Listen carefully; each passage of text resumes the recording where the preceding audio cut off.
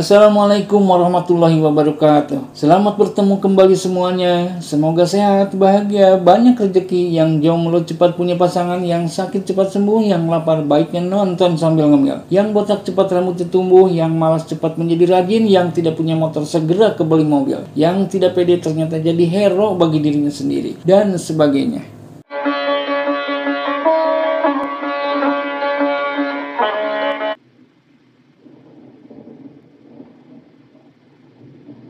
Ada yang tahu kenapa India dianggap salah satu kiblat perfilman dunia?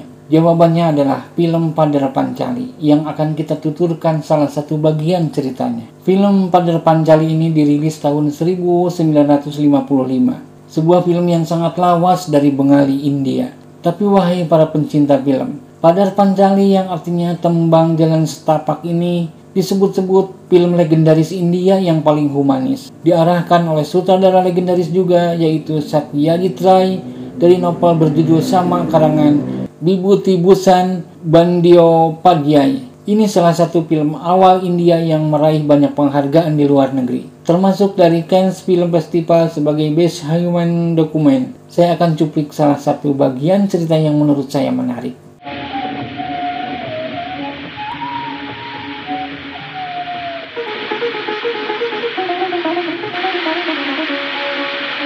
Durga adalah seorang anak perempuan yang baik hati, penyayang, mengasihi kucing dan nenek jompo. Tinggal di kampung terpencil miskin India zaman dahulu kala yang bernama Nisi Cindipur. Dia suka memungut jambu di kebun milik tetangganya yang kaya raya. Tetangga yang rentenir itu sering mengumpat dan menuduh Durga mencuri. Suaranya akan semakin keras saat melihat ibu Durga yang sedang menimba air. Durga sendiri ternyata memunguti jambu dan buah lainnya untuk diberikan kepada Indir, perempuan jompo adik dari neneknya, yang artinya masih neneknya juga.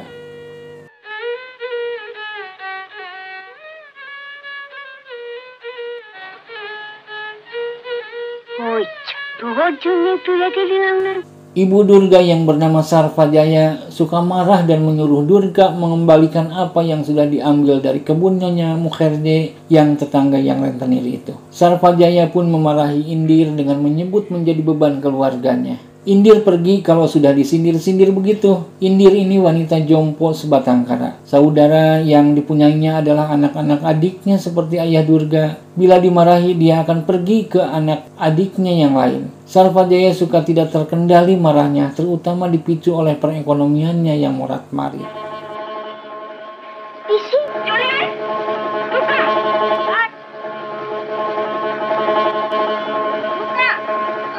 Ayah Durga yang bernama Harihar sebenarnya tadinya kaya, tapi kebun yang dimiliki keluarganya diambil oleh tetangganya yang rentenir itu. Katanya kakak Harihar semasa hidupnya mempunyai hutang kepadanya. Harihar pun mengalah dan memberikan kebun itu. Harihar adalah penulis naskah sandiwara yang karyanya tidak bisa dipakai membiayai hidup keluarganya. Juga jadi pendeta yang juga honornya kecil. Dia bekerja di Tuan Rai, tapi berbulan-bulan tidak dibayar. Untuk makan sehari-hari jadi terasa susahnya.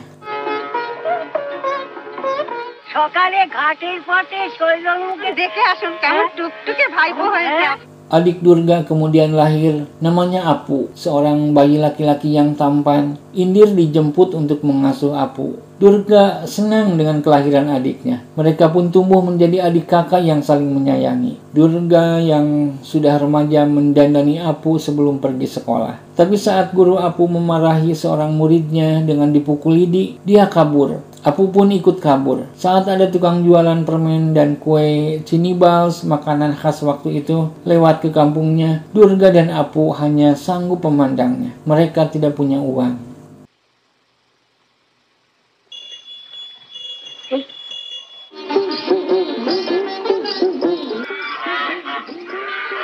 Tukang kue cinibals dan permen itu pergi ke rumah Tunu, anaknya Nyonya Mukherjee. Saking inginnya kue dan permen itu, Durga dan Apu mengikuti tukang kue itu. Di rumah Tunu, anak-anak sedang bermain. Mereka lalu berebut membeli kue dan permen. Durga dan Apu hanya tersenyum melihatnya. Salah seorang anak mengajak Durga bermain dan memberinya sebuah kue. Durga pun sempat berbincang dengan Tunu yang sedang menyusun kalung hadiah dari ayahnya. Baba, देना आके पढ़िएगी। I don't know. Help ना तो. Besoknya Nyonya Mukherjee dan anaknya datang. Nyonya Rentenir itu langsung menuduh Durga telah mencuri kalung anaknya. Nyonya itu pun menghina seenaknya. Sarpajaya sampai turun naik napasnya menahan marah. Meski Durga tidak mengaku, Nyonya Mukherjee tidak percaya, menghina dan menyebut keluarga maling. Sarpajaya yang pada dasarnya baik, marah dan sakit hati. Saat tahu di kain Durga ada butiran kalung, dia marah, mengusir Durga dari rumahnya. Sarpajaya menangis, Durga pun menangis sambil pergi. Apu dan Indir hanya bisa melihatnya sedih. Tapi kemudian Apu disuruh mencari kakaknya karena belum makan. Sampai di sini, cerita film ini terasa ngenesnya. Film India biasanya begini sampai sekarang pun. Tapi akhirnya orang-orang teraniaya ini akan menjadi hero, kaya, atau hal yang menyenangkan lainnya. Akankah begitu nasib Sarpajaya, Durga, dan saudara-saudaranya?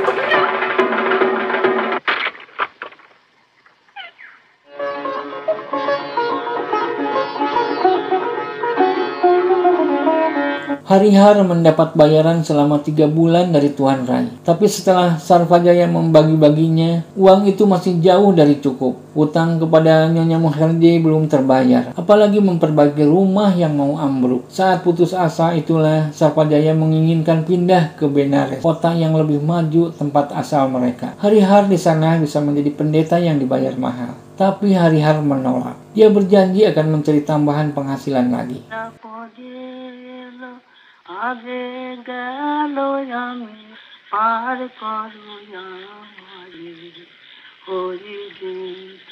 Durga sering minder saat bermain dengan gadis sebayanya. Saat teman-temannya satu persatu menikah, dia berpikir tidak mau menikah. Ya, karena dia merasa miskin. Siapa yang mau kepada gadis miskin? Padahal Durga cantik. Satu-satunya yang paling menghibur hatinya adalah berwisata melihat kereta api bersama Apu.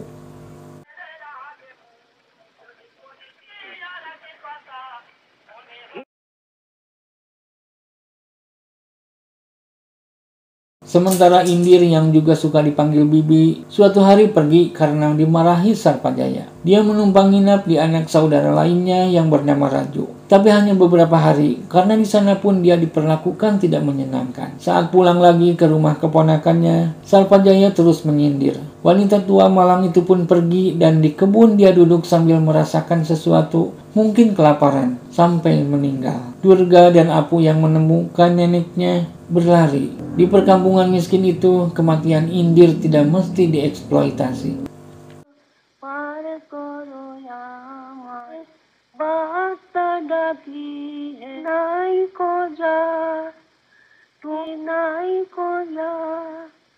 Sepeninggal Indir, keluarga Harihar berharap kehidupan akan lebih baik. Harihar pun pergi untuk menjemput harapan. 3 minggu katanya dia akan bekerja dan pula akan membayar utang dan memperbaiki rumah yang sudah lapuk. Tapi belum 3 minggu, yang datang adalah surat. Harihar tidak bisa pulang. Dia punya harapan akan mendapat rezeki yang lebih baik di tempat lain. Sementara simpanan makanan habis, Sarpajaya sudah menjual barang-barang miliknya satu persatu.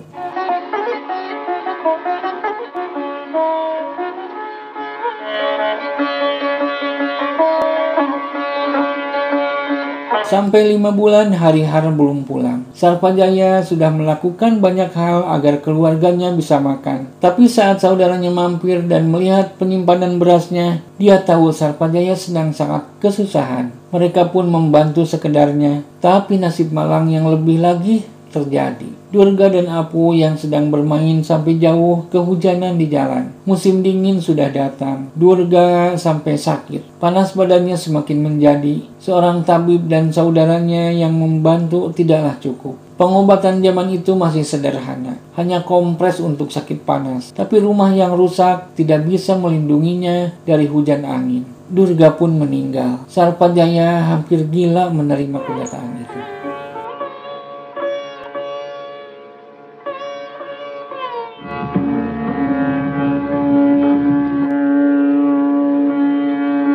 Harihar pulang dengan gembira. Oleh-olehnya banyak. Keberuntungan katanya sedang berpihak kepadanya. Bagian ini Saya merasa tidak akan bisa menceritakannya dengan baik. Bagaimana Sarpajaya yang menangis ketika tahu Harihar membawa oleh-oleh kain sari buat Durga, hadiah istimewa yang baru kali itu mampu dibeli ayah malam itu. Harihar sendiri yang histeris ketika dikasih tahu Durga sudah tiada.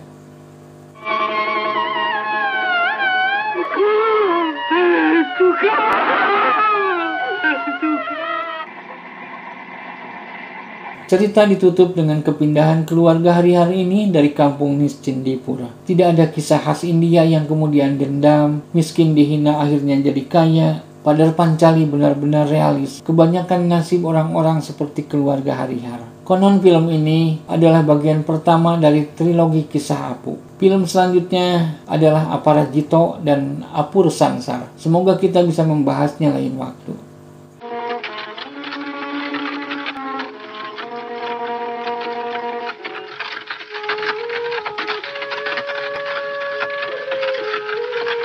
Sudah paham kenapa film Padar Pancali ini mendapat penghargaan Best Human Document? Tuliskan pendapatnya di kolom komentar. Tentu saja bagian cerita ini tidak bisa merangkum keseluruhan film. Bila ingin lebih lagi, terutama ingin menikmati rasa ceritanya, sentuhan filmnya, ya harus menonton film lengkapnya. Terima kasih buat semuanya. Jadilah manusia terhebat minimal untuk keluarga dan lingkunganmu. Kembang Pinatik Senebaran Sari. Wassalam, adios, sampai jumpa.